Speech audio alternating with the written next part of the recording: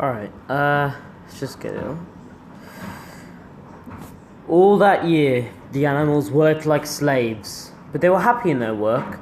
They grudged no effort or sacrifice, well aware that everything they did was for the benefit of themselves and those of their kind who would come after them, and not a pack of idle, thieving human beings. Throughout the spring and summer, they worked a 60-hour week, and in August, Napoleon announced that there would be work on Sunday afternoons as well. This work was strictly voluntary, but any animal who absented himself from it would have his rations reduced by half. Even so, it was very necessary to leave certain tasks undone. The harvest was a little less successful than in the previous year, and 2 fields which should have been sown with roots in the early summer were not sown because the ploughing had not been completed early enough. It was possible to foresee that the coming winter would be a hard one. The windmill presented unexpected difficulties. There was a good quarry of limestone on the farm, and plenty of sand and cement had been found in one of the outhouses, so that all the materials for building were at hand. But the problem the animals could not at first solve was how to break up the stone into pieces of suitable size. There seemed no way of doing this except with picks and crowbars, which no animal could use because no animal could stand on his hind legs. Only after weeks of vain effort did the right idea occur to somebody, namely, to utilize the force of gravity. Huge boulders, far too big to be used as they were lying all over the bed of the quarry. The animals lashed ropes around these, and then all together, cows, horses, sheep, any animal that could lay hold of the rope. Even the pigs sometimes joined in at critical moments. They dragged them with desperate slowness up the slope to the top of the quarry, where they were toppled over the edge, to shatter to pieces below. Transporting the stone when it was once broken was comparatively simple. The horses carried it off in cartloads, the sheep dragged single blocks. Even Muriel and Benjamin yoked themselves into an old governess cart and did their share. By late summer, a sufficient store of stone had accumulated, and the building began, under the superintendence of the pigs, of course. But it was a slow, laborious process. Frequently, it took a whole day of exhausting effort to drag a single boulder to the top of the quarry, and sometimes when it was pushed over to the edge, it failed to break. Nothing could have been achieved without Boxer, whose strength seemed equal to that of all the rest of the animals put together. When the boulder began to slip and the animals cried out in despair at finding themselves dragged down the hill, it was always Boxer who strained himself against the rope and brought the boulder to a stop. To see him toiling up the slope inch by inch, his breath coming fast, the tips of his hoofs clawing at the ground, and his great sides matted with sweat, filled everyone with admiration. Clover warned him sometimes to be careful not to overstrain himself, but Boxer would never listen to her. His 2 slogans, "I will work harder" and "Napoleon is always right," seemed to him a sufficient answer to all his problems. He made arrangements with the cockerel to call him 3/4 of an hour earlier in the mornings instead of half an hour. And in his spare moments, of which there were not many nowadays, he would go alone to the quarry, collect a load of broken stone, and drag it down to the site of the windmill unassisted. The animals were not badly off throughout the summer, in spite of the hardness of their work. But they had no more food than they had had in Jones's day. At least they did not have less. The advantage of only having to feed themselves and not having to support 5 extravagant human beings as well was so great that it would have taken a lot of failures to outweigh it. And in many ways, the animal method of doing things was more efficient and saved labor. Such jobs as weeding, for instance, could be done with a thoroughness impossible to human beings. And again, since no animal now stole, it was unnecessary to fence off pasture from arable land, which saved a lot of labour on the upkeep of hedges and gates. Nevertheless, as the summer wore on, various unforeseen shortages began to make themselves felt. There was need of paraffin oil, nails, string, dog biscuits, and iron for the horses' shoes, none of which could be produced on the farm. Later there would also be need for seeds and artificial manures. besides various tools, and finally, the machinery for the windmill. How these were to be procured, no one was able to imagine. One Sunday morning, when the animals assembled to receive their orders, Napoleon announced that he had decided upon a new policy. From now onwards, Animal Farm would engage in trade with the neighbouring farms, not of course for any commercial purpose, but simply in order to obtain certain materials which were urgently necessary. The needs of the windmill must override everything else, he said. He was therefore making arrangements to sell a stack of hay and part of the current year's wheat crop, and later on, if more money were needed, it would have to be made up by the sale of eggs, for which there was always a market in Willingdon. The hens, said Napoleon, should welcome this sacrifice as their own special contribution towards the building of the windmill. Once again, the animals were conscious of a vague uneasiness. Never to have any dealings with human beings, never to engage in trade, never to make use of money. Had not these been among the earliest resolutions passed at that first triumphant meeting after Jones was expelled? All the animals remembered passing such resolutions, or at least they thought they had remembered it.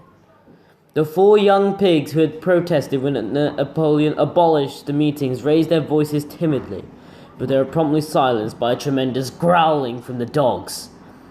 Then, as usual, the sheep broke into 4 legs good, 2 legs bad, and the momentary awkwardness was smoothed over. Finally, Napoleon raised his trotter for silence and announced that he had already made all the arrangements. There would be no need for any of the animals to come into contact with human beings, which would clearly be most undesirable. He intended to take the whole burden upon his shoulders, and Mr. Whymper, a solicitor living in Willingdon, had agreed to act intermediary between Animal Farm and the outside world, and would visit the farm every Monday morning to receive his instructions.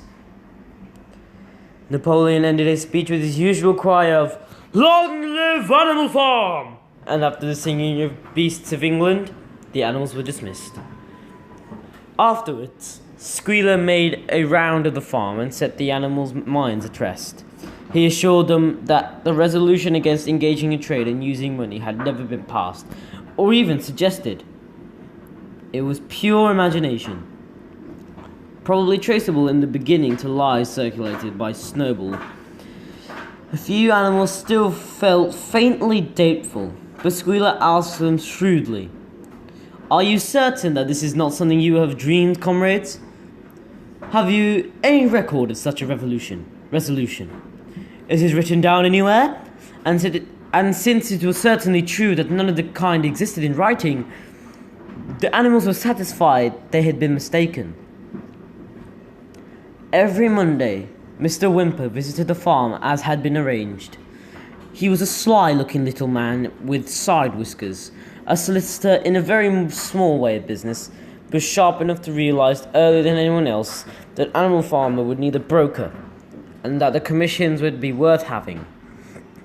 The animals watched his coming and going with a kind of dread, and avoided him as much as possible. Nevertheless, the sight of Napoleon, on all fours, delivering orders to Whymper, who stood on 2 legs, roused their pride and partly reconciled them to the new arrangement. Their relations with the human race were now not quite the same as they had been before. And human beings did not hate Animal Farm any less now that it was prospering. Indeed, they hated it more than ever. Every human being held it as an article of faith that the farm would go bankrupt sooner or later, and above all, that the windmill would be a failure. They would meet in the public houses and prove to one another, by means of diagrams, that the windmill was bound to fall over, or that if it did stand up, then that it would never work. And yet, against their will, they had developed a certain respect for the efficiency with which the animals were managing their own affairs. One symptom of this was that they had become to call Animal Farm by its proper name, and ceased to pretend that it was called the Manor Farm. They had also dropped their championship of Jones, who had given up hope of getting his farm back, and gone to live in another part of the county. Except through Whymper, there was as yet no contact between Animal Farm and the outside world. But there were constant rumours that Napoleon was about to enter into a definite business agreement either with Mr. Pilkington of Foxwood or with Mr. Frederick of Pinchfield. But never it was noticed with both simultaneously. It was about time that the pigs suddenly moved into the farmhouse and took up their residence there. Again, the animals seemed to remember that a resolution against this had been passed in the early days, and again, Squeal was able to convince them that this was not the case. It was absolutely necessary, he said, that the pigs, who were the brains of the farm, should have a quiet place to work in. It was also more suited to the dignity of the leader, for of late he had taken to speaking of Napoleon under the title of leader, to live in the house than in a mere pigsty. Nevertheless, some of the animals were disturbed when they heard that the pigs now only took their meals in the kitchen. Not only took their meals in the kitchen and used a drawing room as a recreation room, but also slept in beds. Boxer passed it off as usual with, "Napoleon is always right." But Clover, who thought she remembered a definite ruling against beds, went to the end of the barn and tried to puzzle out the 7 commandments which were inscribed there. Finding herself unable to read more than individual letters, she fetched Muriel. "Muriel," she said, "read me the 4th commandment. Does it not say anything about never sleeping in the bed?"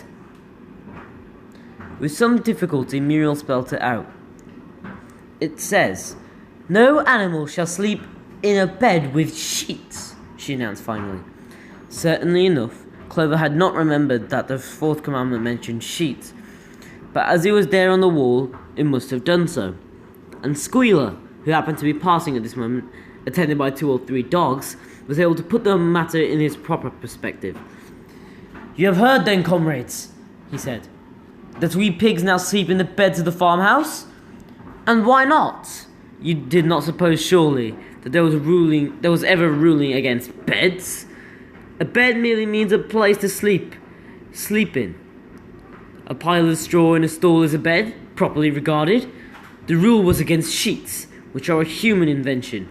We have removed the sheets from the farmhouse beds, and sleep between blankets. And very comfortable beds they are too. But not more comfortable than we need, I can tell you, comrades, with all the brain work we have to do nowadays. You would not rob us of our repose, would you, comrades? You would not have us too tired to carry out our duties? Surely none of you wishes to see Jones back?" The animals reassured him from this point immediately, and no more was said about the pigs sleeping in the farmhouse beds. And when some days afterwards it was announced that from now on the pigs would get up an hour later in the mornings than the other animals, no complaint was made about that either. By the autumn the animals were tired but happy. They had had a hard year, and after the sale of part of hay and corn, the stores of food for the winter was none too plentiful. The windmill compensated for everything. It was almost half built now. After the harvest there was a stretch of clear, dry weather, and the animals toiled harder than ever, thinking it was well worth the while to plod to and fro all day with blocks of stone, if by doing so they could raise the walls with another foot. Boxer would even come out at nights and work for an hour or 2 on his own by the light of the harvest moon. In their spare moments the animals would walk round and round the half-finished moon, admiring the strength and perpendicularity of its walls, and marvelling that they should have ever been able to build anything so imposing. Only old Benjamin refused to grow enthusiastic about the windmill, though as usual he would utter nothing behind the cryptic remark that donkeys live a long time. November came, with raging southwest winds. Building had to stop, because it was now too wet to mix the cement. Finally, there came a night when the gale was so violent that the farm buildings rocked on their foundations, and several tires were blown off the roof of the barn. The hens woke up, squawking with terror, because they had all dreamed simultaneously of hearing a gun go off in the distance. In the morning, the animals came out of their stalls to find that the flagstaff had been blown down, and an elm tree at the foot of the orchard had been plucked up like a radish. They had just noticed this when the cry of despair broke from every animal's throat. A terrible sight had met their eyes. The windmill was in ruins. With one accord, they dashed down to the spot. Napoleon, who seldom moved out of a walk, raced ahead of them all. Yes, there it lay, the fruit of all their struggles, levelled to its foundations, the stones they had broken and carried so laboriously, scattered all around. Unable at first to speak, they stood gazingly mournfully at the litter of fallen stone. Napoleon paced to and fro in silence, occasionally snuffing at the ground. His tail had grown rigid and twitched sharply from side to side, a sign in him of intense mental activity. Suddenly, he halted, as though his mind were made up. "Comrades," he said quietly, "do you know who is responsible for this? Do you know the enemy who has come in the night and overthrown our windmill? Snowball!" he suddenly roared in a voice of thunder. "Snowball has done this thing, in sheer malignity, thinking to set back our plans and avenge himself for his ignominious expulsion. This traitor has crept here under cover of night and destroyed our work of nearly a year. Comrades, here and now I pronounce the death sentence upon Snowball. Animal hero second class, and half a bushel of apples to any animal who brings him to justice. A full bushel to anyone who captures him alive." The animals were shocked beyond measure to learn that even Snowball could be guilty of such an action. There was a cry of indignation, and everyone began thinking out ways of catching Snowball if he should ever come back. Almost immediately, the footprints of a pig were discovered in the grass at a little distance from the knoll. They could only be traced up for a few yards, but appeared to lead to a hole in the hedge. Napoleon snuffed deeply at them and pronounced them to be Snowballs. He gave it as his opinion, that Snowball had probably come from the direction of Foxwood Farm. "No more delays, comrades!" cried Napoleon, when the footprints had been examined. "There is work to be done. This very morning we begin rebuilding the windmill, and we will build all through the winter, rain or shine. We will teach this miserable traitor that he cannot undo our work so easily. Remember, comrades, there must be no alteration in our plans. They shall be carried out to the day. Forward, comrades! Long live the windmill! Long live Animal Farm!"